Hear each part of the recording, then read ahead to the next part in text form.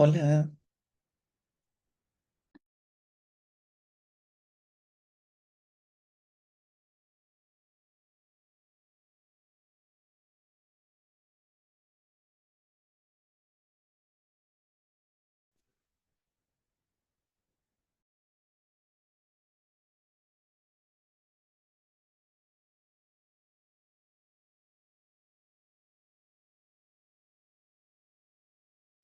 Hola, hola, buenos días.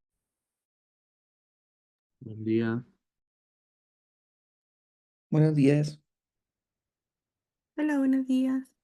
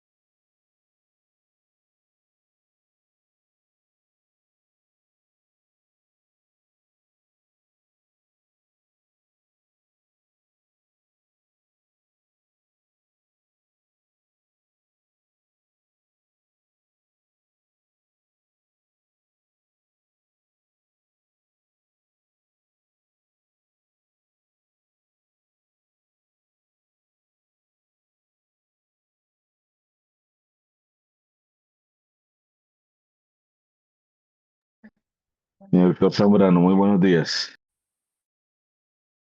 ¿Cómo está mi doctor García? Qué gusto escucharlo. Asumo que está mirando la nieve en este momento desde su habitación.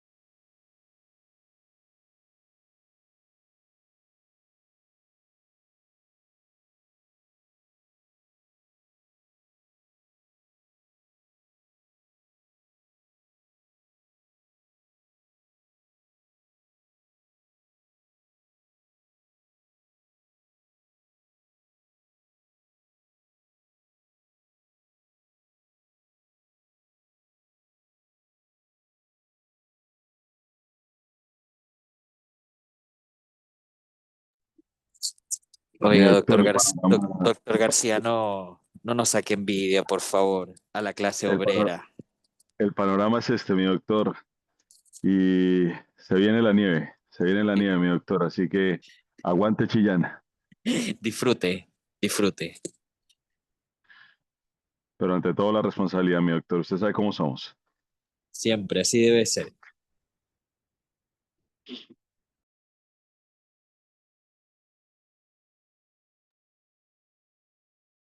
Listo, muy bien. Partamos por los papers.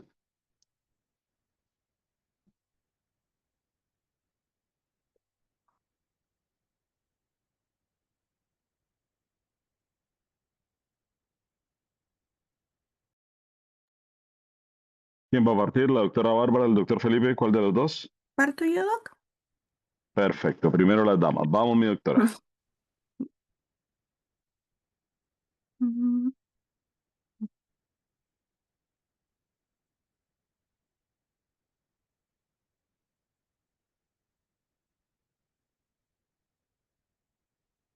Ahí se ve en modo presentación, ¿cierto? Se ve, mi doctora. Gracias. Ya. Entonces, buenos días. A continuación yo voy a hablar acerca de un metaanálisis que habla acerca de los niveles de los biomarcadores inflamatorios luego de la anestesia con propofol y luego de la anestesia con sevoflurano. En primer lugar, todo proceso quirúrgico va a implicar un traumatismo para el organismo, ¿ya? Y esto perturba la homeostasis e inicia un proceso inflamatorio que tiene como objetivo reclutar células del sistema inmune para hacer frente a este estímulo agresor. ¿Ya? ¿Con qué objetivo? Con el de contenerlo o eliminarlo y después iniciar mecanismos que permitan reparar la integridad del tejido y mantener la homeostasis del organismo, ¿ya? Ahora, la presencia de otros factores como las comorbilidades, terapia adyuvante con quimio o radioterapia, transfusión sanguínea y el tipo de procedimiento quirúrgico pueden amplificar esta respuesta de estrés quirúrgico, valga la redundancia, y una respuesta inflamatoria sistémica postoperatoria que sea exagerada está asociada con un aumento de la morbimortalidad postoperatoria. ¿Ya? Ahora, las primeras investigaciones sobre la respuesta al estrés quirúrgico se centraron en el eje endocrino y principalmente en los niveles de cortisol. Y se encontró elevaciones significativas proporcionales también a la complejidad de la cirugía. Ahora, desde el desarrollo de la técnica ELISA, la capacidad de cuantificar las citoquinas inflamatorias ha permitido a los investigadores identificar contribuyentes a esta respuesta inflamatoria perioperatoria. ¿Ya? La cuantificación de esta respuesta es importante ya que secuelas perioperatorias, perdón, como disfunción neurocognitiva y recurrencia de enfermedades oncológicas podría estar mediado por la inflamación. Y se ha sugerido que el agente utilizado para el mantenimiento de la anestesia influye en los resultados relacionados con el sistema inmune, como las micrometástasis durante cirugías oncológicas y también la neuroinflamación asociada a trastornos neurocognitivos perioperatorios. ¿Ya? Y entre los pacientes afectados por este trastorno neurocognitivo postoperatorio, muchos experimentan deterioro cognitivo hasta 2 años después de la cirugía. Y a largo plazo, los trastornos neurocognitivos postoperatorios y el delirium postoperatorio se asocian con mayor riesgo de resultados adversos como mortalidad, demencia, pérdida prematura de su independencia y también mayor dependencia funcional. ¿Ya? Y evidencia reciente ha mostrado una correlación clínica entre la respuesta inflamatoria y los trastornos neurocognitivos postoperatorios. Sin embargo, faltan datos sobre la contribución relativa que tengan los agentes anestésicos. ¿Ya? Dos revisiones sistemáticas compararon la TIVA con los agentes anestésicos inhalados y en realidad no encontraron evidencia suficiente para poder determinar diferencias entre ambas técnicas en cuanto a la disfunción cognitiva. Ahora, un poco en cuanto a los métodos utilizados en este metaanálisis, se realizó una revisión sistemática y, valga la redundancia, un metaanálisis de ensayos controlados aleatorizados, ¿ya? ¿Cuál era el objetivo? Evaluar el efecto del propofol y del sevoflurano en los niveles de biomarcadores perioperatorios. Y aquí se incluyó a pacientes que fueron sometidos a anestesia general para un procedimiento quirúrgico y se excluyó a pacientes sometidos a neurocirugía intracraneal para evitar posibles factores de confusión que pudiesen evitar la evaluación cognitiva. ¿Ya? Y los biomarcadores que se seleccionaron fueron PCR, interleuquina 6, interleuquina 10 y el factor de necrosis tisular alfa. ¿Por qué se eligieron? Por su alta frecuencia en estudios perioperatorios tanto en vivo como in vitro. ¿Ya? Y los tiempos de medición de citoquinas que se utilizaron fueron T0, que era la línea base preoperatoria, T1, que era 0 a 2 horas después de la operación, T2, que era 12 a 24 horas después, y T3, que era 2 a 4 días posteriores a la cirugía. ¿Ya? este metaanálisis también tenía como objetivo secundario poder determinar la incidencia de los trastornos neurocognitivos postoperatorios después de la anestesia, tanto con propofol como con sevoflurano, ¿ya? Por lo que un resultado secundario de interés era cualquier medida clínica de estos trastornos o del delirium postoperatorio. ¿Ya? Ahora, para la búsqueda inicial se identificaron 1.152 estudios y tras la revisión se incluyeron solamente 23 de ellos. Y dentro de las características generales, la duración de la cirugía variaba de entre menos de 30 minutos a más de 300 minutos y se incluyeron tanto edades pediátricas como mayores de 60 años. Y el riesgo de sesgo en realidad fue bajo en la mayoría de los estudios. Ahora, en cuanto a los resultados, esta figura muestra la tendencia de los biomarcadores inflamatorios perioperatorios, calculada como el promedio de de estos biomarcadores reportados en cada punto de tiempo. ¿Ya? Esto mostró un aumento general de interleuquina 6 TNF-alfa en el periodo postoperatorio inmediato. Aquí se ve que empezó a normalizarse después en en los puntos de tiempo posteriores e incluso disminuyó por debajo de los niveles basales después de los 2 a 4 días de Sirente 3. ¿Ya? Los niveles de interleuquina 10 mostraron primero un aumento leve y gradual entre el basal que era T0 y después en T2. Y en cuanto a los niveles de PCR, estos mostraron un pic tardío en T3, sin embargo, los datos de T3 provenían solamente de un único estudio. ¿Ya? Estos hallazgos son consistentes con estudios previos sobre inflamación perioperatoria, que demostraron también un aumento de los biomarcadores inflamatorios antes del aumento de la PCR. Los niveles de interleuquina 6 no difirieron entre pacientes que recibieron propofol en comparación con el sevoflurano, tanto en T1 como en T3, y los niveles de interleuquina 10 no mostraron diferencias estadísticas en T1 y T2. Y ahora, el TNF alfa no difirió entre los grupos en ningún punto de tiempo, al igual que los niveles de PCR. Ahora, en cuanto al resultado secundario, ¿cierto? Solamente 5 estudios evaluaron los cambios en la función cognitiva y 2 de ellos solamente utilizaron el Mini-Mental State Examination y los otros 3 utilizaron ya también baterías de pruebas neuropsicológicas. Entonces, no se realizó metaanálisis de los resultados debido a a la escasez de estudios que informaran resultados homogéneos, pero sí se encontró que 4 de estos 5 estudios describían una diferencia significativa en la función neurocognitiva postoperatoria y se favorecía el uso de propofol, ¿ya? Pero la correlación entre el deterioro neurocognitivo perioperatorio y los biomarcadores inflamatorios en realidad fue inconsistente entre los estudios. Ahora, en cuanto a la discusión, se observó un aumento en los niveles promedio de biomarcadores inflamatorios después de la cirugía, con un pic temprano en interleuquina 6, interleuquina 10 y TNF-alfa, seguido de un pic tardío de PCR. Ya, y de manera muy importante en este metaanálisis, no se encontraron diferencias entre el propofol y el sevoflurano en cuanto a su efecto sobre los biomarcadores inflamatorios. ¿Ya? Igual se realizaron análisis secundarios para poder evaluar el efecto de variables tanto del paciente como variables quirúrgicas y se encontró que al agrupar estos estudios según la edad de los pacientes, el tipo de cirugía, la duración de la anestesia, tampoco hubo diferencia entre el propofol y el sevoflurano. ¿Ya? Sí, entre los estudios hubo un alto grado de heterogeneidad en los resultados, ¿ya? Al igual que se ha reportado en revisiones sistemáticas previas sobre este tema. Entonces, esta heterogeneidad sugiere que en realidad el impacto de las variables del paciente y de las variables quirúrgicas sobre la respuesta de los biomarcadores probablemente supere con creces el impacto que tienen los agentes anestésicos. ¿Ya? Y, bueno, un ensayo reciente comparó los niveles de citoquina antes y después de anestesia inhalatoria, pero en ausencia de cirugía. ¿Y qué se encontró aquí? Que la anestesia por sí sola en realidad no tuvo un efecto sobre la respuesta de la citoquina.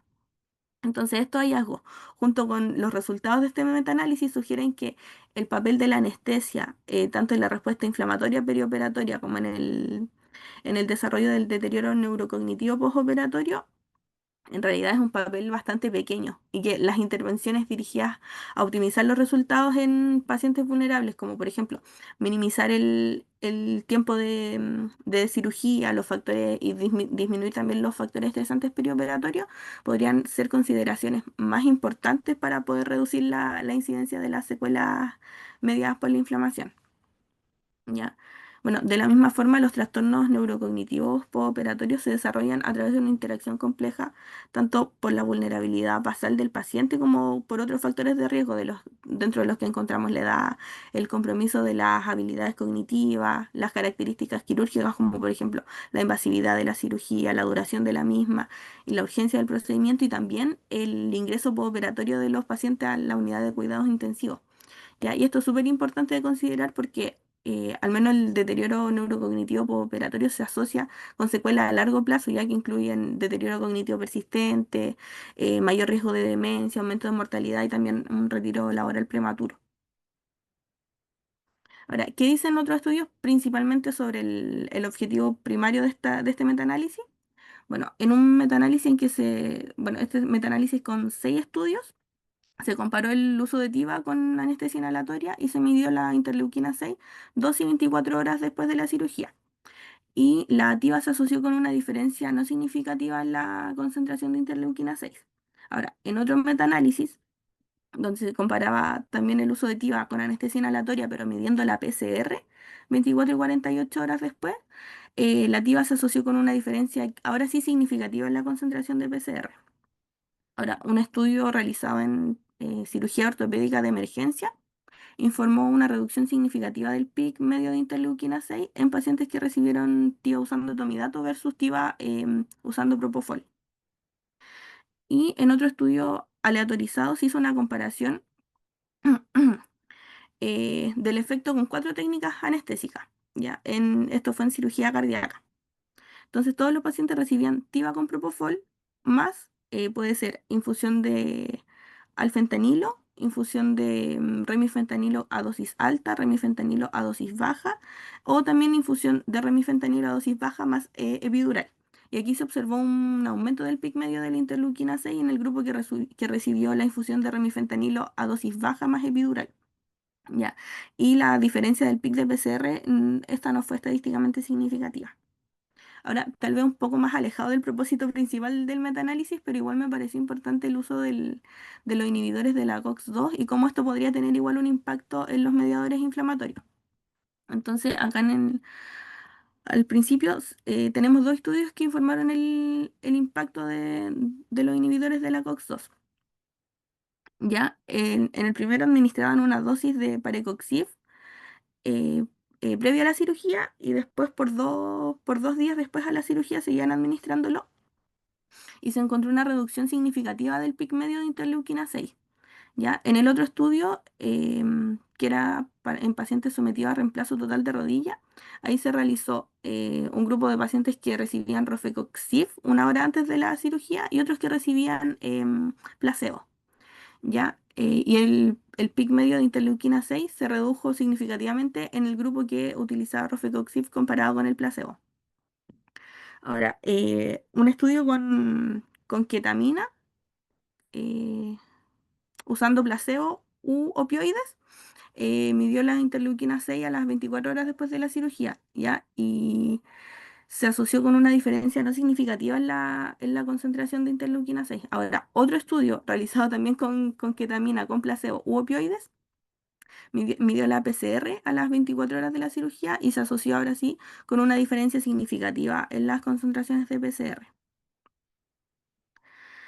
Bueno, ahora en cuanto a las conclusiones, los hallazgos de este metaanálisis sugieren que en realidad la elección del agente anestésico de mantenimiento tiene un impacto mínimo en la respuesta inflamatoria y que por el contrario los efectos de factores individuales del paciente y también del procedimiento quirúrgico podrían influir de manera más significativa en esta respuesta inflamatoria. Entonces, sería importante la optimización de las variables relacionadas con el paciente y con el procedimiento, que esto probablemente tenga un efecto mucho más sustancial en la respuesta inflamatoria perioperatoria que la selección del agente anestésico. ¿Ya? Y en cuanto al deterioro neurocognitivo postoperatorio, en realidad la evidencia disponible es menos clara y se requieren ensayos que utilicen herramientas diagnósticas validadas para determinar si es que existen diferencias entre la TIVA y la anestesia inhalatoria en relación con la cognición postoperatoria. Estas son mis referencias y muchas gracias. Excelente, mi doctora, muy buena presentación. Bueno, Comencemos por validar algunas cosas. Doctor Felipe Soto, ¿qué es un metaanálisis?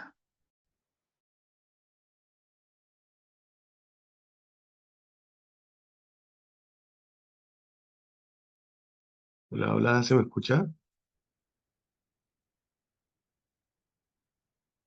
¿Aló? Sí, doctor, se escucha. Un metaanálisis es un estudio científico que combina los resultados de varios estudios individuales, básicamente, que son sobre un mismo tema, que se usan ciertas técnicas estadísticas y que se aplica como con el fin de obtener una conclusión un poco más sólida, más precisa y más generalizable.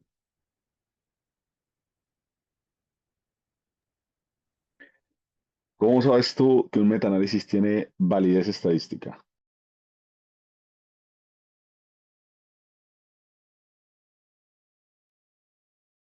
Eh,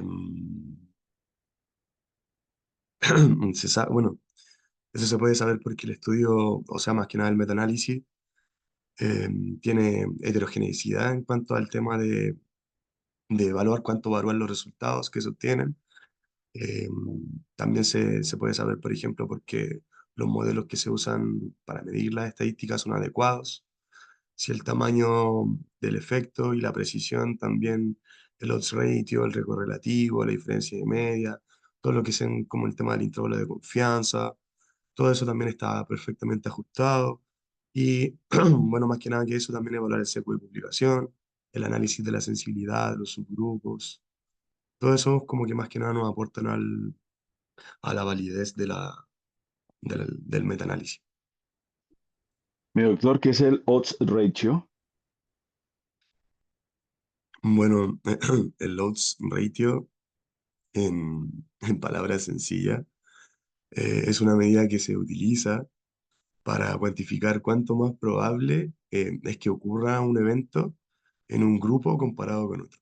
Así de manera sencilla. Es una medida estadística que demuestra relación, ¿verdad? Ahora, Claro, sí. cuando hablamos de heterogeneidad, ¿cierto?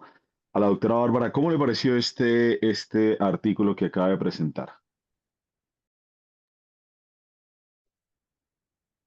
En realidad se mostraba bastante heterogeneidad en los resultados de los estudios utilizados, ¿Por qué te pareció que era muy heterogéneo? porque variaba, por ejemplo, tanto en las edades que se utilizaron, la duración de las cirugías, el tipo de la cirugía, las características de los pacientes. ¿Y eso influye dentro del metaanálisis? Claro, porque no se estarían comparando variables que sean como tan equivalentes o que se puedan comparar como de manera em, como, por decirlo así, no estoy comparando exactamente lo mismo. En este tipo de estudios, ¿qué variables son dependientes y qué variables son independientes?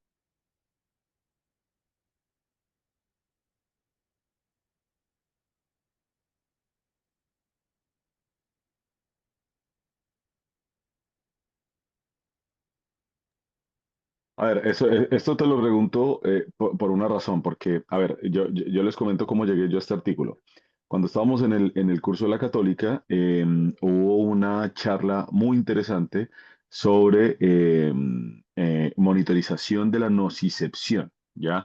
Hacia dónde vamos, ¿ya? Y de hecho, bueno, el sábado hubo un énfasis bien importante sobre, y al final el doctor Ibacache como que esa fue la conclusión que dio del Congreso, ¿cierto? Nosotros tenemos que individualizar a nuestros pacientes, ¿ya? Al individualizar y titular bajo la individualización a nuestros pacientes, ¿cierto? Entonces, ¿a qué voy con todo esto? Cuando tú empiezas a individualizar, ¿cierto? Tú tienes que cuantificar lo que estás individualizando, ¿cierto? Dentro de esa cuantificación entramos al tema de la monitorización, ¿ya? Dentro de la monitorización tenemos diferentes aspectos, desde la monitorización de la profundidad anestésica, pasando también por la nocicepción, ¿cierto? Entonces, una charla de una... ¿Era francés, su? Era francés, ¿cierto? El doctor, Sí, sí, sí, francés. ¿cierto? Sí, Sí, francés. Hubo una charla de un doctor francés que hablaba hacia dónde va la nocicepción, ¿cierto? Y una pregunta que yo quise hacer en su momento, pero que no, bueno, como por no interrumpir un poco el proceso, era justamente hablar sobre si existía en Europa alguna investigación sobre biomarcadores que permitan intuir qué paciente puede llegar a tener un dolor crónico posoperatorio, ¿cierto? Como que de pronto hay algunas variables dependientes y otras independientes que tú puedes llegar a evaluar para saber si un paciente va a tener mayor tendencia a tener dolor crónico posoperatorio o no, ¿cierto? Por ejemplo, se sabe que el paciente que lo amputan va a tener dolor de miembro fantasma, ¿cierto? Y muy probablemente va a desarrollar un dolor crónico posoperatorio, ¿verdad? Entonces, pero yo quería saber si de pronto hay algún biomarcador que se eleve más o menos, ¿cierto? O que se exprese más en el momento de una cirugía, ¿ya? Y por eso llegué a este artículo. Ahora, este artículo hablaba un poco más en relación a lo que en presentaciones pasadas hablábamos sobre el poder metastas- bueno, de metástasis mejor, derivado de nuestra técnica anestésica, ¿ya? Y hablaba precisamente de que la expresión de algunos biomarcadores podía influir en esto, no, ¿ya? Pero después se puso bastante heterogéneo, ¿ya? Y de hecho, parte de la presentación que tú hiciste al final terminaste combinando hasta, hasta la administración de COX-2, pero en cirugía traumatológica, ¿cierto? Pero después hablábamos también de cirugía oncológica y por ahí en la mitad quedó neurocognición, ¿cierto? Entonces como que se volvió bastante heterogéneo, ¿ya? Y la idea también de todo esto es que ustedes aprendan a ver la validez estadística, ¿cierto? Y qué tan manipulado puede estar un artículo. Entonces, un metaanálisis, como lo dijo el doctor Felipe, ¿cierto? Es una herramienta estadística que lo que hace es combinar los resultados de varios estudios, ¿cierto? La gran ventaja es que justamente es eso, el respaldo de la literatura es mucho más grande al combinar varios estudios y el tema, de pronto, que puede ser nuestro tope de pie, nuestro tope para seguir avanzando, es que estos estudios tengan validez científica. Dentro de la validez científica está que haya homogeneidad dentro de la población que se estudió, que la toma de muestras sea significativa, que tengamos un odds ratio que sea epidemiológicamente significativo, que tengamos un valor de la P significativo, ¿cierto? Y que las conclusiones nos ayuden a cambiar alguna conducta anestésica, ¿ya? Ahora bien, ¿cuál sería la contraparte al metaanálisis o cuál sería la herramienta epidemiológica que mejor validez científica tiene para poder llegar a una conclusión? No sé si se entiende la pregunta, Clever. La, una revisión sistemática. La revisión sistemática es un poco bien parecido al metaanálisis, ¿ah? Sí, Pero ¿qué otra correcto. herramienta está, o qué tipo de estudio, mejor dicho, qué tipo de estudio no tiene tanta intervención del que está estudiando, del investigador?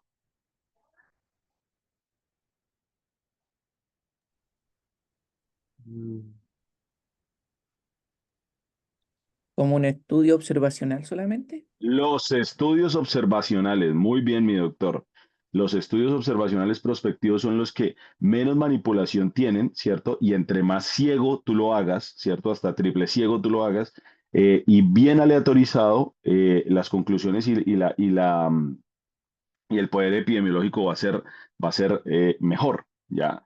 Entonces, eso hay que tenerlo en cuenta también para cuando nosotros busquemos en la literatura papers para respaldar algún tema que nosotros tengamos, saber qué tipo de estudio tenemos, ¿ya? Ahora bien, siempre ha habido como como un procon, digamos, por decirlo así, entre lo que es la TIVA y los halogenados para ciertos tipos de pacientes, ¿ya? Digamos que la gran ventaja es que si tú haces TIVA adecuadamente y la titulas como debe ser y la monitorizas como debe ser, tú vas a dar una anestesia mucho más individualizada, ¿cierto? Y en teoría tendría beneficios para patologías oncológicas, para evitar neurodeterioro, ¿cierto? Y en teoría es un poco más fisiológico. Para mí, el único agente, para mí, el único agente fisiológico que nosotros tenemos es la dexmedetomidina. Ya el resto, con mayor o menor medida, te puede gustar o te puede gustar un poco menos, pero para mí la dexmedetomidina es el más fisiológico que nosotros tenemos. Ya. Así que yo quise buscar algo, pero en realidad el punto al que quería llegar es que el estudio me pareció bastante heterogéneo y no he encontrado todavía si existe algún biomarcador que se pueda elevar, hablando de dolor crónico postoperatorio o de neurodeterioro o de inflamación perioperatoria, ¿ya? Siempre se meten ahí a la interleuquina 6, la interleuquina 1, el factor de necrosis tumoral, prostaciclinas, elevación de tromboxanos, bueno, meten bastantes biomarcadores, pero todavía no he podido encontrar eso. Así que estoy en la búsqueda, pero quise traer este paper para llegar también a esa conclusión. ¿Listo? Bueno, entonces, ¿qué conclusión, bueno, aparte de lo que acabo de decir, qué otra conclusión podías tú tener con este paper, Bárbara? O sea, con lo que más me quedo principalmente, igual que lo que hablábamos la semana pasada, en la heterogeneidad de las variables tanto del paciente como de la cirugía, que influye mucho en realidad en los resultados postoperatorios. Exactamente. Listo. Muy bien. Ya viene un tema bastante interesante. Christopher, por favor, deslúmbranos. Voy. No, no esperes mucho.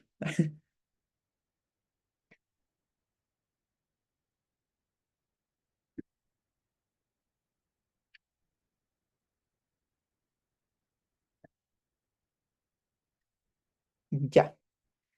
Buenos días. Ay, voy a prender la cámara.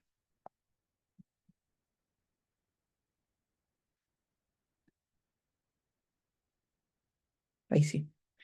Buenos días. A continuación hablaremos sobre las patologías respiratorias y su relación con anestesia. Primero, como introducción, tenemos que las complicaciones pulmonares posoperatorias contribuyen a lo que es morbilidad y mortalidad perioperatoria. Como definición de esto, tenemos que es una anomalía pulmonar posoperatoria que es clínicamente significativa y va a afectar la evolución clínica en el fondo, la recuperación del paciente. La incidencia de esto se describe entre 2 a 70%, pero generalmente vi que era como un 6%, 6 a 7%. Y lo otro importante es que estos pacientes que presenten al menos una complicación pulmonar tuvieron tasas de mortalidad más altas, también ingreso a UCI y la duración de la estadía en el hospital. Y eso en el fondo también significa más gasto en la parte del sistema. Y el 10% de los pacientes que desarrollaron una complicación fallecieron después de 30 días. Entonces, en conclusión, esto es frecuente y la mortalidad también es importante después de la cirugía. Entonces, por eso es que deberíamos estimar en riesgo en pacientes en la evaluación preoperatoria que hacemos. Respecto a la fisiología pulmonar, tenemos que principalmente la piedra angular de esto es la reducción del volumen pulmonar durante la cirugía. Esto tenemos cirugías de mayor riesgo, como la cirugía torácica o abdominal superior, y en el fondo va a producir una disminución de la parte diafragmática. También el dolor y la inmovilización van a contribuir a esta disminución de volúmenes. Y finalmente vamos a tener que disminuir la capacidad vital y la capacidad residual funcional. Y en el fondo, si vemos la suma de estas capacidades, el volumen pulmonar total casi que se ve disminuido. Tenemos factores de riesgo para presentar complicaciones pulmonares posoperatorias y se agrupan principalmente en tres grandes grupos. Tenemos en condiciones propias del paciente, como si tiene o no alguna patología pulmonar crónica, ya sea EPOC, asma, entre otras, o que esté usando alguna patología respiratoria aguda.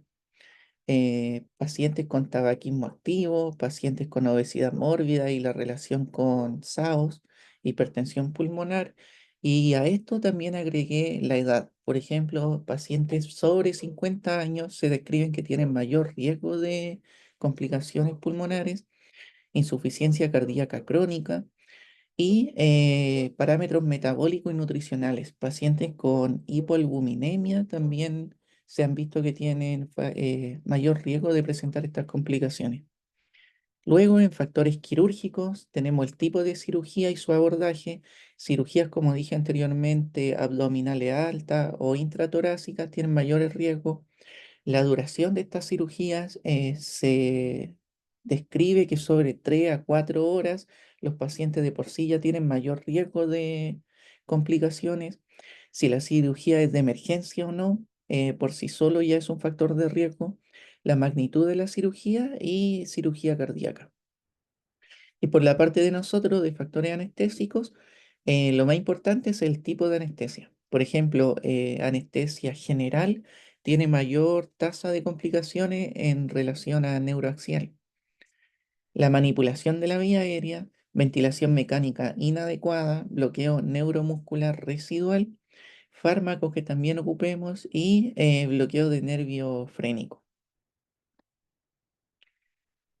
Al momento de evaluar estos pacientes, tenemos que la historia clínica y el examen físico son los elementos más importantes. Tenemos que identificar los factores de riesgo, la capacidad funcional y ver si hay algún SAOS o no diagnosticado. En esto tenemos que ver, por ejemplo, qué patologías crónicas tiene el paciente, si fuma o no, qué medicamentos, inhaladores ocupa en la casa, cuándo fue en caso de que tenga alguna enfermedad o no, o que esté cursando alguna patología aguda, hace cuánto fue esto, que también va a ser importante. Y tenemos que pruebas seleccionadas como espirometría, gases arteriales, radiografía de tórax o test de esfuerzo, generalmente no son necesarias para todos los pacientes y hay que ir evaluando caso a caso. La estimación de riesgo pulmonar es importante y tenemos que tomar factores preoperatorios y con ellos se estratifica el riesgo de presentar alguna complicación postoperatoria.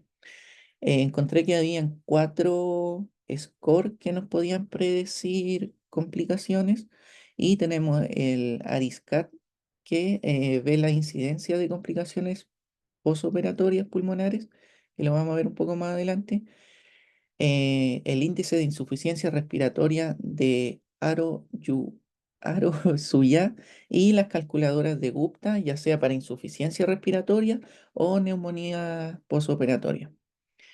En el fondo acá lo más que nos quedamos es con el ARISCAT, que acá tengo desglosado la tabla que evalúa, que es la edad del paciente, la saturación preoperatoria, infecciones respiratorias en el último mes, si presenta anemia o no, en dónde va a ser la incisión quirúrgica, como decíamos, abdominal superior, intratorácica, tienen mayores puntuación. La duración de la cirugía, sobre 3 horas, ya es mayor de riesgo. Y en el caso de cirugías de urgencia. A esto se le va a asignar un puntaje y el grado de riesgo. Y además vamos a tener el grado de en grado de complicaciones. Por ejemplo, 1,6% en caso de que sea riesgo bajo, 13% llegando hasta un 42%. Y en el fondo, lo importante de esto de estimar en riesgo es que tenemos que prever y además tomar medidas en este tipo de pacientes. Hay estrategias para reducir estas complicaciones. Tenemos preoperatorias, principalmente dejar de fumar. Habíamos visto también que idealmente 8 semanas previo a la cirugía, aunque igual se ha visto resultados positivos cuando se deja de fumar previo a la cirugía, como independiente del tiempo, idealmente 8 semanas. Para pacientes hepáticos o con asma, optimizar la terapia broncodilatadora con corticoides. Para pacientes que estén cursando un brote agudo de asma o EPOC, administrar corticoides sistémicos, retrasar la cirugía electiva hasta que esté bien controlado y en el fondo esté como en su basal. Y el uso racional de antibióticos según indicaciones, que esté cursando alguna infección como de tipo bacteriana y no administrar antibióticos como porque sí.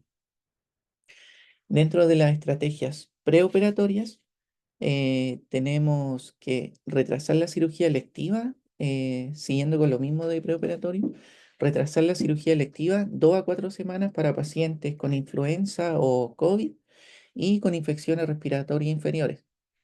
Y para pacientes con enfermedades más graves, incluso encontré que se podía retrasar de 7 a 12 semanas.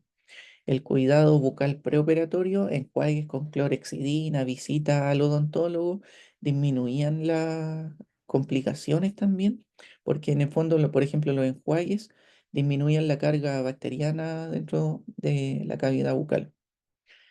La evaluación preoperatoria, educación principalmente sobre maniobras de expansión pulmonar y también indicar fisioterapia torácica. Dentro de las estrategias intraoperatorias, idealmente elegir procedimientos más cortos y menos invasivos, considerar anestesia neuroaxial en lugar de general, eh, utilizar también anestesia regional, porque como vimos, el dolor era uno de los gatillantes de disminuir los volúmenes pulmonares. Y dejé esto en negrita que para pacientes hepáticos o con asma, administrar beta adrenérgico de acción corta, albuterol, salbutamol, 2 a 4 inhalaciones, 30 minutos previo a la intubación. La verdad es que con respecto a esto intenté buscar más evidencia sobre estas recomendaciones y lo único que encontré fue que cuando usábamos beta 2 adrenérgico en conjunto con corticoides, podíamos tener resultados de disminuir estos riesgos, pero usar beta 2 por sí solos, si bien mejoraba los volúmenes pulmonares, todo, no disminuían riesgos de complicaciones, sobre todo broncoespasmo. Y también utilizar parámetros de ventilación mecánica protectiva, volúmenes de 6 a 8 ml por kilo, PIP de 6 a 8 también, maniobras de reclutamiento alveolar, FIO2 en lo posible baja, 50% o menos. Y respecto al uso de bloqueo neuromuscular, evitarlo cuando sean de larga duración, siempre monitorizar y revertir en caso de que sea necesario. En estrategias posoperatorias, indicar ejercicios de respiración y espirometría incentivada a los pacientes y además evaluar el uso de ventilación mecánica no invasiva, como CPAP, y no esperar a que los pacientes ya presenten un compromiso para conectarlo a esto. Proporcionar analgesia epidural en lugar de opioides y para pacientes con asma y enfermedad exacerbada como por el uso de ácido acetil salicílico, aspirina, evitar el uso de AINES para el control de dolor. Evitar también el uso de sonda nasogástrica después de la cirugía abdominal. He visto que antes siempre se colocaba y se dejaba a los pacientes, pero ahora por suerte eso ha ido cambiando un poco. Y utilizar como protocolo ERAS de recuperación mejorada, movilización temprana de estos pacientes y también elevación de la cabecera de la cama a 30 grados. Ya un poco como de cada enfermedad, en el caso del EPOC sabemos que es una limitación al flujo aéreo que no revierte por completo con el uso de broncodilatación. Es causada por diferentes etiologías como inflamación crónica de esta vía aérea, cicatrización y secreciones. Y respecto a las recomendaciones, es como lo mismo que ya habíamos dicho anteriormente. Preferir técnicas neuroaxial o regional.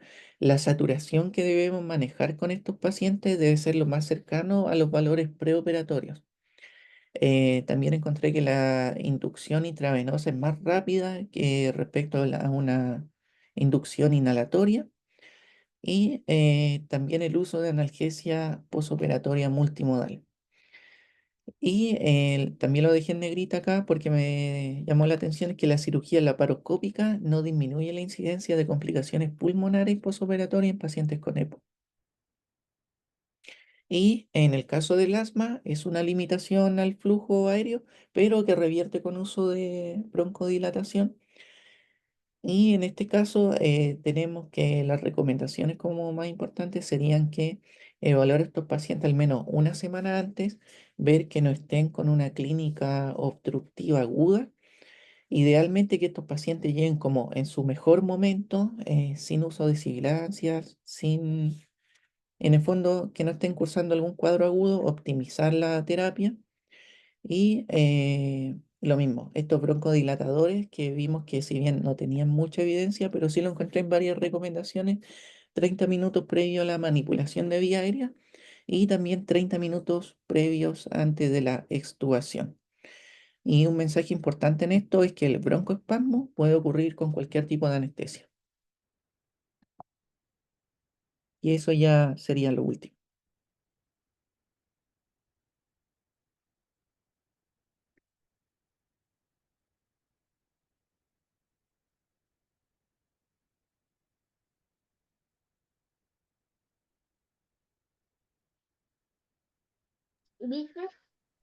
Christopher, ¿qué estrategias ventilatorias ocuparías tú con un paciente con una crisis asmática o hipotética? Primero, broncodilatación de entrada, esos 30 minutos, el uso de corticoides en conjunto, podríamos usar incluso, y ahí ir viendo cómo reacciona. Por ejemplo, podríamos usar, ay, sí, podríamos usar hasta sulfato de magnesio, que también nos ayuda para crisis graves y también nos ayudaría para el caso de analgesia multimodal. eh, y también ir viendo cuál es la crisis, porque por ejemplo en pacientes que fueran más retenedores crónicos con limitación del flujo aéreo, vi que modificando los tiempos de expiración podíamos en el fondo ir eliminando más volúmenes y evitar que retenga. O por ejemplo en caso de que fuera una neumonía también, ir dándole más PIP para ir reclutando más alveolos, va igual dependiendo de la patología aguda que tenga, como respiratoria.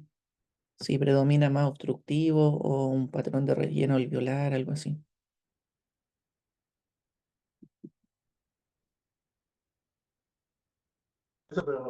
Dentro de los exámenes perioperatorios que tú le pides a un paciente, ¿qué te llamaría la atención? ¿Cuál es el que tiene mayor sensibilidad? ¿Cuál tiene mayor especificidad? ¿Y en qué te fijarías tú para saber si le puedes dar el pase anestésico a un paciente que va para cirugía electiva no cardíaca? Eh, Estuve viendo que, por ejemplo, en pacientes hepáticos, independiente de la clasificación del EPOC, como por ejemplo cuando tienen un- una FEV1 menor a 50%, por ejemplo, como que no importaba mucho al momento de la cirugía, como que no nos cambiaba mucho el riesgo de complicaciones. Y, y pacientes que, por ejemplo, iban a resecciones pulmonares, era importante que fueran con espirometrías y ir calculando cómo iba a ser después de la cirugía por el riesgo para intentar quitarle el tubo una vez finalizado, por así decirlo más fácil. Pero eso es lo que había visto principalmente.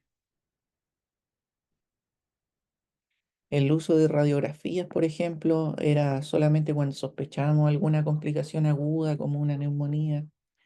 Los gases arteriales eran como para ir guiando metas durante la cirugía, ver cómo estaba el estado ácido-base, ver cómo estaba la deuda de oxígeno, por ejemplo,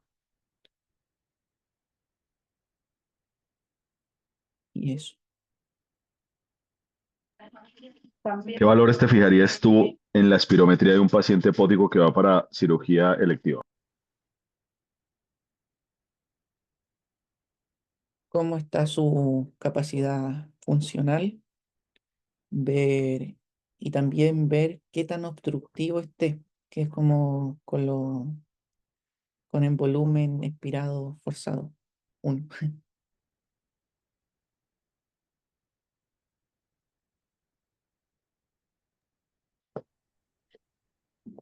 Si tú tuvieras un paciente hepático descompensado que lo tienes que meter a una cirugía de urgencias, ¿cuál sería tu target de monitorización? ¿Cómo buscarías tener los parámetros de ese paciente en el perioperatorio?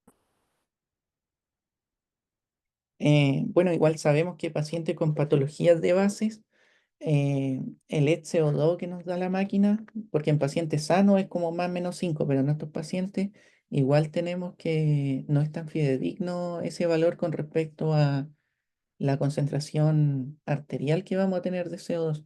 Entonces igual podríamos ir monitorizando intraoperatorio, ya sea con gases arteriales y todo.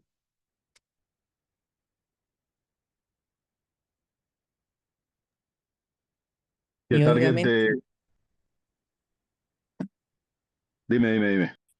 es que igual va a depender si este paciente es usuario de oxígeno domiciliario o no y cuáles van a ser como su manejo de, como su concentración basal de CO2.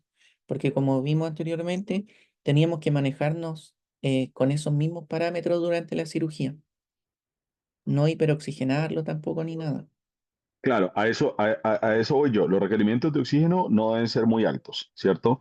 Aparte porque, ¿qué nos causa la hiperoxia en los pacientes hepáticos ya, digamos, crónicos?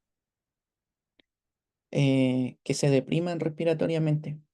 Exactamente, ¿ya? Aldán, Recordemos, dime. el efecto de Aldán. Exactamente. ¿Qué pasa con el CO2 a nivel del sistema nervioso central? Llegó Mirko. Mirko, ¿qué pasa con el CO2 a nivel del sistema nervioso central? Hola Doc, a nivel del sistema nervioso central, gatilla respuesta de ventilación hipóxica o mejor hipercapnia. Exactamente. Exactamente. ¿Tú recuerdas cómo es la transformación bioquímica del CO2 a nivel del líquido cefalorraquídeo?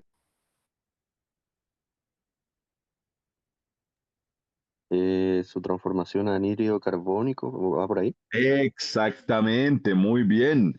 Se convierte en anhídrido carbónico, ¿cierto? Y cuando llega al tálamo empieza a gatillar el centro de la respiración, ¿ya? Entonces estos pacientes, ¿cierto?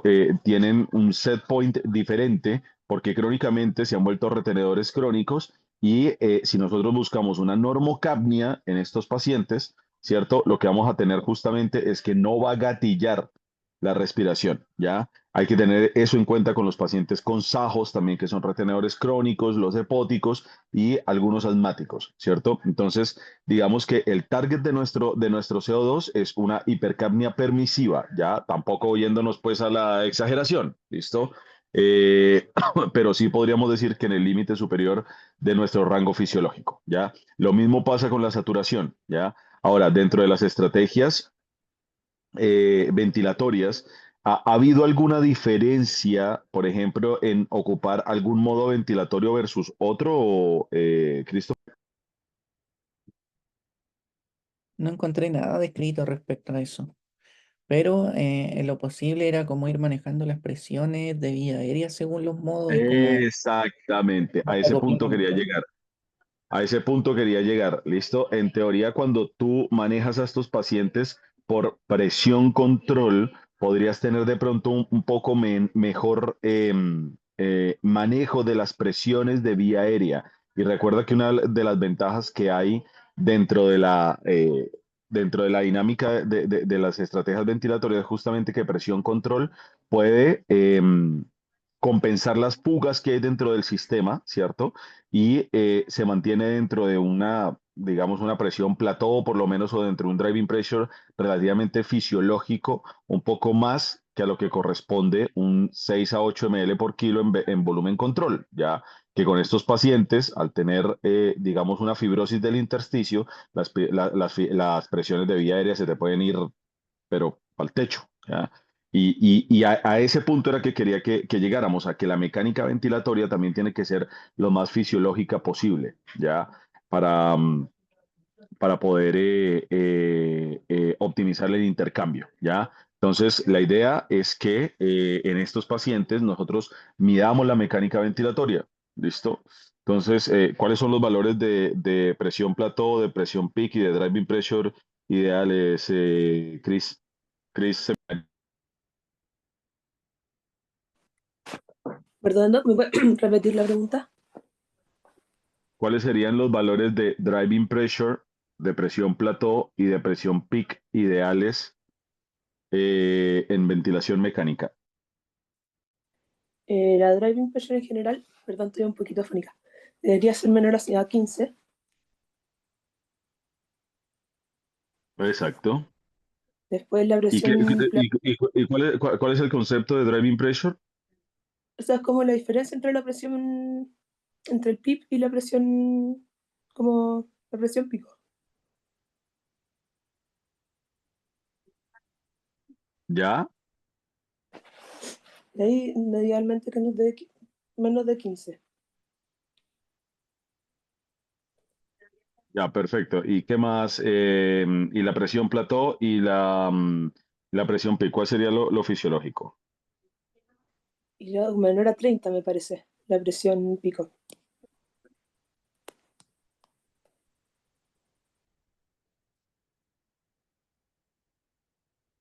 ¿Algo que me quieras complementar ahí, Clever? Mm,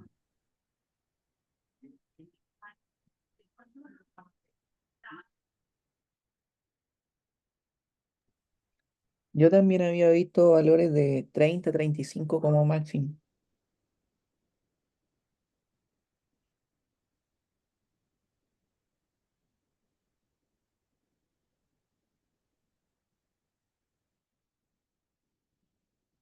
no sé, Doc. Ya, perfecto. Sí, en efecto, perdón que tuve un tema acá.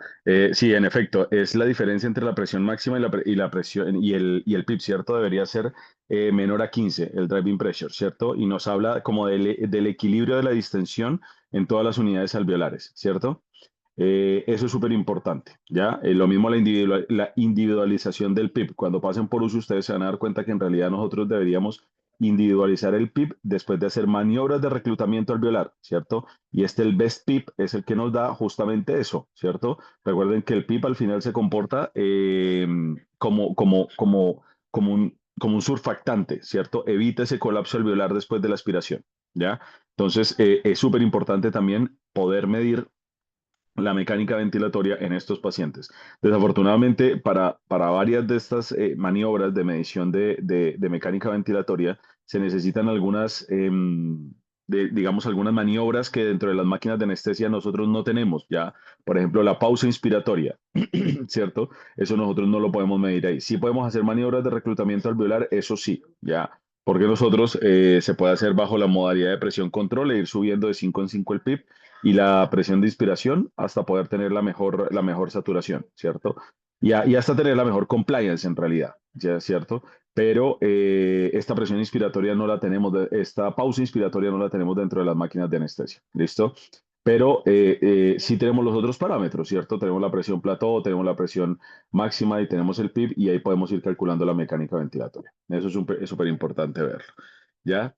En caso de una descompensación obstructiva, por ejemplo, de un paciente hepático, ¿qué estrategias farmacológicas tendrías para revertir esto, Christopher?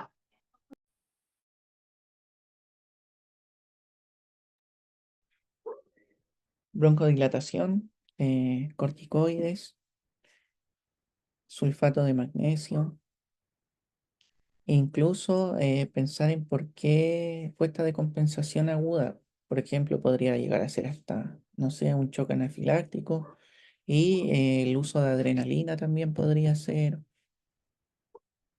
útil. ¿Qué otro medicamento de los que ocupamos en el día a día que tiene componente analgésico también es broncodilatador, Clever? La ketamina, La ketamina, broncodilatadora. Y recuerden que ahora hay un proyecto bastante grande que es llevar bajo unos dispositivos también que parecen unas máscaras laringias, la administración de gases halogenados a la UCI como broncodilatador. Recuerden también que tiene un componente broncodilatador bien importante. ¿Listo? Doc, Ya, Doc, dime, disculpe, le quería hacer una consulta. Cuando nosotros dime. en la charla de las máquinas nuevas, la que está en el pabellón de pediatría, Es la Atlan, creo que se llama, o no me acuerdo cómo se llama, la nueva.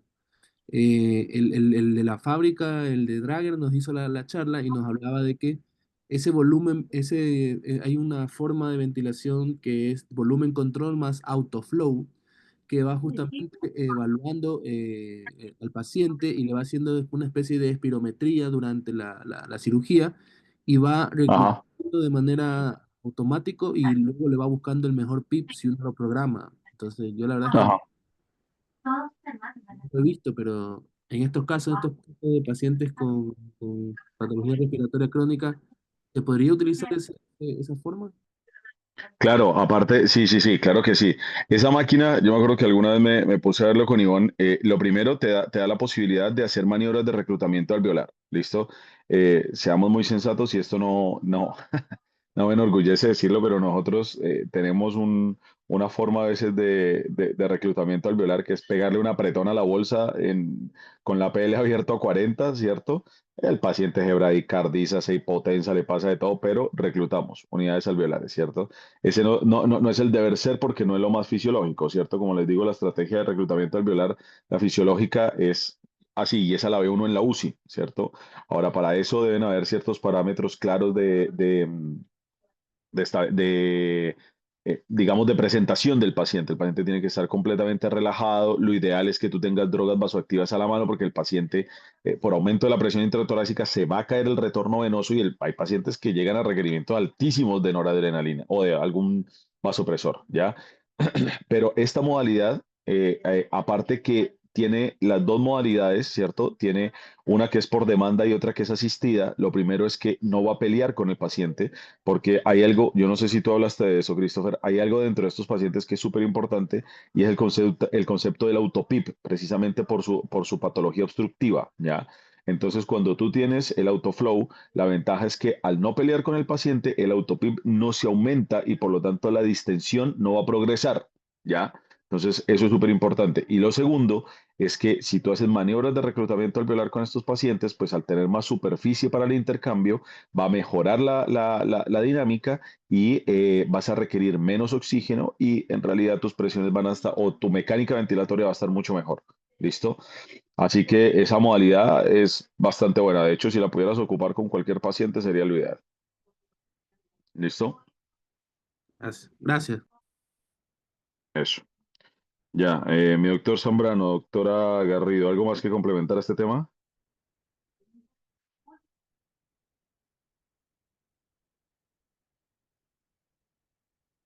No solo la máquina Atlan tiene eso, la Perseus también lo tiene. Por si acaso, el Esa es la que está autoflow. en el 6, la que está en el... No, ¿dónde está? Esta es la que están en el 2, en el 9, en el 11 y en el 4. 2, 4, Ya, 9 y 11 son los Perseus. La que está en el urgencia, que es el pabellón 6, es la Atlan. Pero la también tiene el Atlan, mismo ¿cierto? sistema, sí, autoflow, Sí, tiene un y sistema, es lo que recomienda también Dreyer. lo que Ocupar recomienda la marca, ese, claro. sí, ese sistema de ventilatorio. Sí, Eso fue todo mi aporte. sí, sí, sí. Doctor Zambrano, ¿algo que comentar?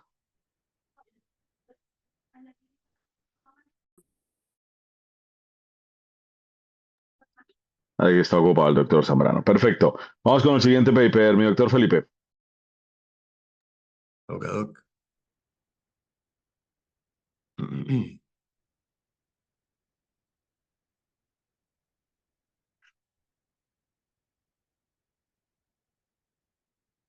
Ya. Se ve bien, ¿no?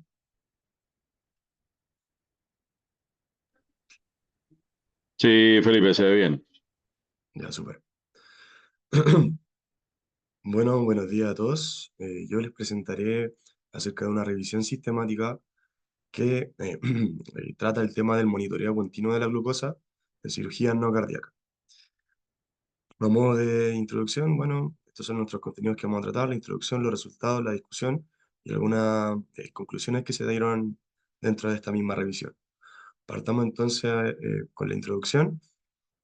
Hablemos acerca de las características de la revisión sistemática. En cuanto al método o los métodos que se utilizaron para esta, se hizo registrada en Próspero y se realizó según la metodología Krogan y las guías PRISMAT del año 2020. Se buscaron estudios en Medline, en Embase y en Central, y también registros de ensayos clínicos que son registrados hasta la fecha de julio de 2024. En cuanto a algunos criterios de inclusión, fueron adultos sometidos a cirugía no cardíaca y el uso también de cualquier dispositivo de monitoreo continuo de glucosa, al fin y al cabo, en el periodo perioperatorio. Ahora, incluye también tanto estudios observacionales como ensayos clínicos, ¿ya? En cuanto a algunos criterios de exclusión, se excluyeron algunos estudios que solamente presentaron resultados menor a 10 pacientes, aquellos en que los sistemas utilizaron sistemas cerrados de insulina, como páncreas artificial, estudios pediátricos también, protocolos de estudio sin resultados relevantes, y que fueron también algunos estudios duplicados o con poblaciones superpuestas. Esos estudios se dejaron excluidos y fuera de esta revisión sistemática. En cuanto a algunos estudios que fueron incluidos, fueron 26 estudios con 1016 pacientes, la mayoría fueron aleatorizados, y las cirugías que se incluyeron dentro de esta revisión fueron las bariátricas, las abdominales mayor, las ortopédicas, las pancreáticas y las cirugías de trasplante. Ahora, en cuanto a cómo se midió la glucosa, se utilizó un monitoreo continuo de glucosa intersticial, mayoritariamente subcutáneo. Se evitó el uso de sistemas que se ajustan automáticamente de insulina para estudiar el monitoreo continuo de glucosa como herramienta de monitoreo y no como una herramienta de tratamiento como tal. Y algunos dispositivos o el dispositivo que más se utilizó fue el Freestyle Libre, Abbott, en 9 estudios.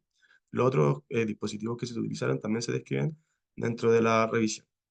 En cuanto a la ubicación del sensor, predominantemente se utilizó en el brazo superior, y las otras regiones que también se utilizaron dentro del cuerpo fueron la región infraclavicular y en el abdomen. Ahora, se me olvidó mencionar que la duración de la monitorización fue de 1 hasta 28 días, incluyendo fases pre, intra y también las postoperatorias. Ahora, en cuanto a los valores normales de la glucosa y los rangos que se definieron para el estudio, en la mayoría de los estudios incluidos en la revisión, los valores de glucosa se analizaron utilizando métricas que fueron estandarizadas, derivadas del monitoreo continuo, y estas fueron el TIR, el TAR y el TDBR. El TIR, o Timing Range, que significa en inglés, representa el porcentaje de tiempo en que la glucosa se mantiene dentro del rango considerado normal, que en este caso fue entre 3,9 y 10 mmol, que esto quiere decir entre 70 y 180 miligramos por decilitro, ¿ya? Se considera entonces un buen control glicémico cuando el TIR está por encima del 70% aproximadamente. Ahora, por otro lado, tenemos también el TAR, o el Time Above Range, que representa el porcentaje de tiempo con hiperglicemia. Esto quiere decir que cuando la glucosa supera los 10 mol, o el rango también que describí ahí de mayor a 180 miligramos por decilitro, ¿ya? Y por otro lado también tenemos el TBR, o el Time Below Range, que refleja el tiempo en que la glucosa estuvo por debajo de 3,9 mol, lo cual corresponde básicamente a una hipoglicemia. Y estas métricas son fundamentales para interpretar los datos de glucosa en el contexto perioperatorio, ya que permiten también una evaluación más completa y también continua que una simple medición puntual, y también es importante saberlas porque son la forma en que se nos van a presentar ahora los resultados de la revisión sistemática. En cuanto a los resultados, el texto nos entrega esta tabla, se ve muy colapsada con números y todo dentro de eso, pero traté de desglosarla para hacerlo un poquito más eh, apacible el tema de la interpretación de los resultados, ¿ya? Así que, viéndolo por parte, esta tabla 2 de la revisión sistemática con los perfiles glicémicos que se obtenieron mediante el monitoreo continuo de glucosa, em, como lo mencioné, fueron en pacientes sometidos a distintas especialidades quirúrgicas no cardíacas, y los datos se dividen según si los pacientes eran diabéticos, o eran no diabéticos, o eran también prediabéticos. Y también en el otro estudio, o sea, la otra división es que si eran un grupo mixto. En cuanto a las variables que son analizadas, son la glucosa promedio, los valores que ya mencionaba, el TIR, el TAR y el TBR. Y partamos entonces analizando primero las cirugías que fueron bariátricas. Se observó que los pacientes que eran tanto diabéticos como no diabéticos presentaron valores de glucosa promedio bajos, ahí como se puede ver, y estuvieron todos por debajo de 6 mmol. Y bueno, lo que se puede, además de ver de todo esto, que fue lo más llamativo, fue que incluso en pacientes que no tuvieran diabetes o que pacientes que no son diabéticos tuvieron un TBR elevado. Es decir, que pasaron más del 25% del tiempo en hipoglicemia. En los pacientes, en los pacientes diabéticos, en cambio, este valor fue un poco menor, fue aproximadamente de un 15,4%, pero aún así clínicamente fue significativo, dado el contexto de estos pacientes.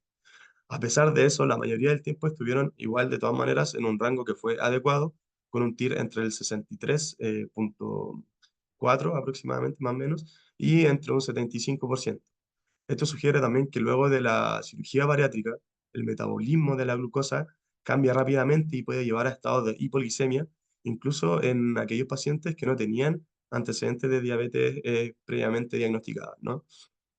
Ahora, en contraste a los pacientes que fueron sometidos a cirugías mayores no bariátricas, como procedimientos abdominales extensos, presentaron un perfil opuesto.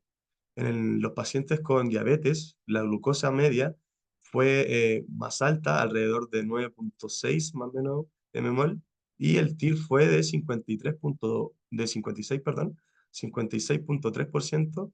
Oye, aunque esto puede parecer un valor intermedio o como no tan significativo, es importante destacar que el objetivo clínico recomendado es tener un TIR superior al 70%, como lo mencionaba anteriormente, y en este caso el TIR de 56% indica que casi la mitad del tiempo, o sea, la diferencia, un 43%, la glucosa estuvo fuera del rango objetivo, lo que se considera entonces subóptimo. Además de esto, el TAR fue de 30,6%, lo que nos indica que una gran parte de ese tiempo estuvo fuera de rango, o ese tiempo fuera de rango, correspondió a estados de hiperglicemia. En cambio, a los pacientes que no tenían diabetes, tuvieron un mejor control y su glucosa media fue de 6,4 mmol, con un TIR superior de 84% y un TAR bajo de 11,2%.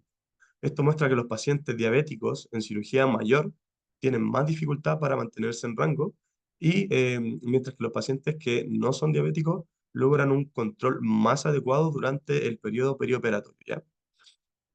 Ahora, en cuanto a las cirugías pancreáticas, los pacientes con diabetes tuvieron los peores valores de control glicémico, con una glucosa media de 10,7 mmol, un TIR de apenas 46,6% y un TAR altísimo, casi el 46% del tiempo en estados de hiperglicemia. Esto probablemente se explica porque estas cirugías eh, afectan directamente a la producción de insulina endógena y en cambio los pacientes que no presentan eh, diabetes eh, se mantuvieron con una buena glicemia promedio de aproximadamente del 6,5 mmol y un TIR superior al 80%, aunque también se observó algo de estados de hipoglicemia con un TBR de 10,9% aproximadamente. Ahora, por último, finalmente, el grupo de pacientes que fueron sometidos a cirugía de trasplante, la mayoría pertenecía a poblaciones mixtas con y sin diabetes, y la glucosa media en este grupo fue de 8,5 mmol, con un TIR aceptable de un 75%, pero con un TAR elevado, ya que pasaron más del 20% del tiempo en estados de hiperglicemia. Este fenómeno probablemente se relaciona con el uso de esteroides inmunosupresores, comunes en este tipo de operaciones y en el operatorio también de cirugía de trasplante, ¿no? Ahora, en cuanto a a la discusión que se presenta de la revisión sistemática, se escribe que Se destaca que el monitoreo continuo de glucosa permite identificar con precisión la variabilidad glicémica durante el estado de perioperatorio, la cual varía significativamente según el tipo de cirugía y también según el estado metabólico que presente cada paciente. Por lo, por ejemplo, o lo que se mencionaba también ahí dentro de de los resultados, en la cirugía bariátrica se observó una alta frecuencia de hipoglicemia, incluso en pacientes que no fueron diabéticos, mientras que en cirugías mayores o pancreática o de trasplante se registraron niveles elevados de glucosa, especialmente en aquellos pacientes que presentaban diabetes o en aquellos que recibían también esteroides o esta terapia inmunosupresora. En cuanto a la seguridad del monitoreo continuo de glucosa, los eventos adversos fueron poco frecuentes y leves, considerando en algunos casos molestias locales como prurito o también hematomas, sin que se reportaran complicaciones significativamente o clínicamente graves. Sin embargo, se observó también una tasa de disfunción de los dispositivos cercanos aproximadamente al 9%, principalmente por fallas en los sensores, ¿ya? Eh, Además, también se menciona una remoción accidental o interferencia con equipos quirúrgicos, como con el tema, sobre todo con todo esto del bisturí eléctrico. Y además, aunque la precisión del monitoreo continuo de glucosa es buena en ambiente hospitalario, puede verse afectada en el contexto perioperatorio por factores como hipoperfusión, edema o fármacos también que son interferentes al estudio o al control de la glucosa, como el paracetamol. Y a pesar del potencial que presenta el monitorizar continuamente la glucosa, la revisión no encontró una evidencia suficiente para afirmar que su uso reduce algunas complicaciones clínicas postoperatorias como infecciones, eh, eventos adversos como infecciones, eventos cardiovasculares o mortalidad. Por lo tanto, los autores concluyen que si bien el monitoreo continuo de glucosa es una herramienta que es prometedora, su uso aún no se debe recomendarse de forma generalizada, perdón, en cirugías no cardíacas. ¿Ya? Concluyen entonces, aunque se necesitan más estudios de mejor calidad que definan en qué pacientes y en qué contextos quirúrgicos este monitoreo continuo de glucosa puede aportar beneficios clínicos concretos, y especialmente también en poblaciones que son de alto riesgo, ¿ya? Pacientes diabéticos, mal compensados, glicémicamente hablando, y en todo eso, en ese contexto y en esa variabilidad de pacientes. En cuanto a las conclusiones que se mencionan de la revisión sistemática, concluye que el monitoreo, como mencionaba, continuo de glucosa en el contexto perioperatorio de cirugía no cardíaca es una herramienta que es prometedora, pero que aún no puede recomendarse de forma rutinaria. Permitió también detectar variaciones glicémicas significativas, tanto hipoglicémicas como hiperglicémicas, que probablemente pasarían desapercibidas con controles intermitentes. Y estas alteraciones fueron especialmente relevantes como en, en ciertos tipos de cirugías, como lo mencionaba, eh, como la hipoglicemia, que fue frecuente en pacientes diabéticos sometidos a la cirugía bariátrica, y la hiperglicemia también, que fue sostenida en pacientes diabéticos sometidos a la cirugía mayor, a cirugía pancreática o a cirugía de trasplante. A pesar de su utilidad para monitorizar la glucosa, de todas maneras, el control continuo de glucosa presentó una mayor tasa de falla cercana al 9%, que fue asociada a los problemas técnicos de interferencia, como lo mencionaba, con el bisturí eléctrico o fallas del sensor propiamente tal. Y además de esto, que también su precisión puede verse comprometida por factores como el edema, la hipoperfusión, el uso de algunos medicamentos, y que lo más relevante es que hasta ahora no hay una evidencia suficiente para afirmar que el uso del monitoreo continuo de glucosa mejore los desenlaces clínicos, que es lo que al fin y al cabo no, nos interesa a nosotros, ¿ya? Ya que la mayoría de los estudios también disponibles no evalúan complicaciones como las infecciones, como los eventos cardiovasculares, la mortalidad, y que también presentan limitaciones metodológicas importantes, ¿ya? Por ello se necesitan también más estudios controlados y de alta calidad que evalúen su impacto real en las poblaciones quirúrgicas específicas antes de recomendar su implementación de forma sistemática o también de forma más generalizada dentro del ámbito operatorio, ¿ya? Estas son las referencias que utilicé también para complementar la revisión sistemática. Y eso, muchas gracias por su atención.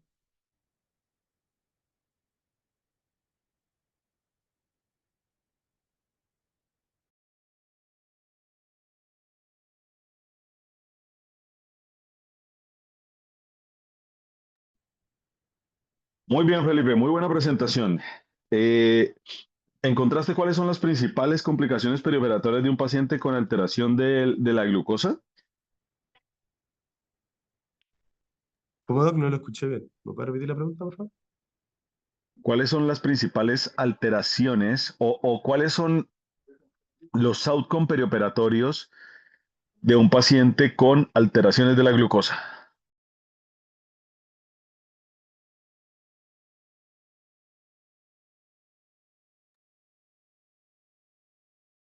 Em, bueno, lo que pude entender más que nada de que los outcomes o de, como lo mencionaba usted después de la paciente con alteraciones de glucosa fueron la hiperglicemia, que se menciona dentro del estado postoperatorio, principalmente en los pacientes que fueron sometidos a cirugía bariátrica. Se mencionan también en la revisión de que la cirugía bariátrica es la que presenta un mayor perfil de cambio o de alteración dentro de lo que es el monitoreo de glucosa, presenta una mayor variabilidad. En estos pacientes, como lo dije, se presentan estados de hiperglicemia. También algunos outcomes que busqué dentro de la literatura complementaria que se describen en estos pacientes sometidos a este tipo de cirugías que presentan un mayor riesgo de infecciones también postoperatorias, infecciones de neumonía, infecciones de Exactamente, herida, exactamente. retraso también en la Perdón, cicatrización. eso, a eso iba. De pronto no supe hacer la pregunta, pero a eso, ¿cuáles son las Mm, complicaciones perioperatorias de un paciente con un mal control glicémico? A eso es a lo que voy. ah, Dijiste ya, una, mala claro, cicatrización, sí. alteraciones al Eh, despertar. ¿Qué más? Claro, disfunción inmunológica también algunos pueden presentar, que son Muy los bien, leucocitos menos ¿cierto? efectivos, una mayor incidencia Exactamente, también de eventos cardiovasculares, mayor riesgo de lesión renal exactamente, aguda, estadía hospitalaria también más prolongada, puede ser. exactamente, ¿cierto? ¿En Ujú, cuáles pacientes, en cuál setting de pacientes crees tú que hay que tener un control muy estricto, evidentemente aparte de los diabéticos, ujú. de la glucosa en el perioperatorio? Em,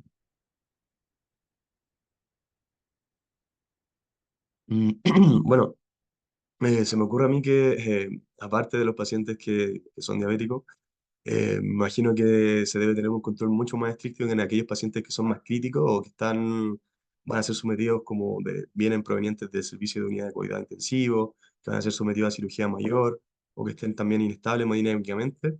Ahí se recomienda también un control mucho más estricto de la glucosa, más que nada por el estrés fisiológico que se puede tener durante la cirugía y también porque, bueno, al relacionarse, al estar más expuesto a los riesgos de los que comentábamos anteriormente, de todos los outcomes que podría llegar a tener, y en pacientes también que pueden estar sometidos a cirugía cardíaca o también a cirugía vascular, pacientes también con sepsis, pacientes que son neuroquirúrgicos, que presentan también un daño neurológico agudo, pacientes también que van a ser sometidos a alguna cirugía de trasplante, o pacientes también que pueden llegar a estar o ser usuarios como de nutrición parenteral o que necesiten también un soporte nutricional intensivo. No sé si va como a eso más bien dirigido su pregunta, ¿no? Espectacular. Solamente te faltó un setting de paciente, el paciente pediátrico, ¿ya? Bien, Y entre sí. más,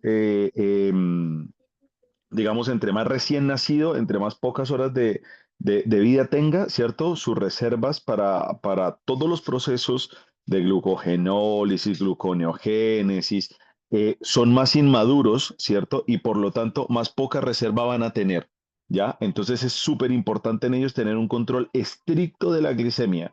De hecho, por ejemplo, bueno, ya ustedes sacaron la rotación. Si hubieras estado en el pabellón de la doctora Garrido, cuando ella tiene un paciente pediátrico crítico, ella a horario le toma un hemoglucotest al paciente, ¿ya? En estos pacientes, ¿cierto? Donde órganos del primer compartimento, principalmente el cerebro, que se nutre únicamente de glucosa y oxígeno, el hecho de estar cerca o cursar con una hipoglicemia es causal de paro y daño cognitivo y daño neurológico severo.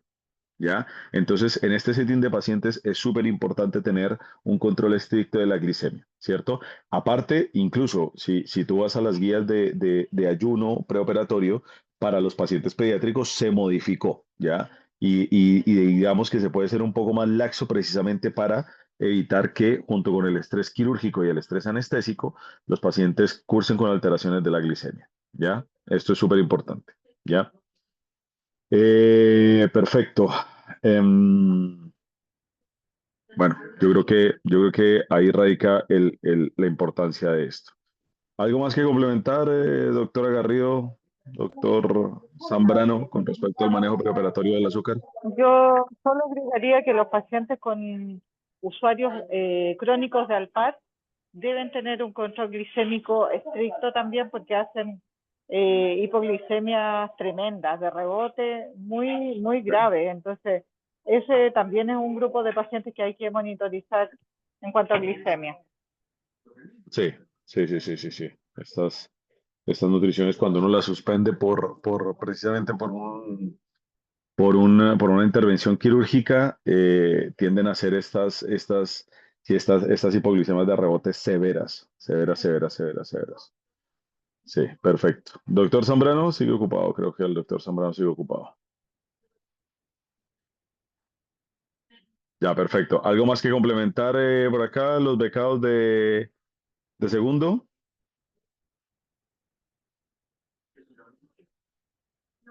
Todo claro por ahora, Doc. Ya, perfecto. Listo, mis doctores. Bueno, eso fue todo por hoy entonces. Muchas gracias, muy buenas presentaciones. Espero que nos hubiera quedado algún concepto claro el día de hoy. ¿Listo? Un abrazo y que tengan excelente fin de semana. Nos Chao, vemos. chao. Chao, Chao, Chao. doctor, nos gracias. vemos. Chao. Gracias.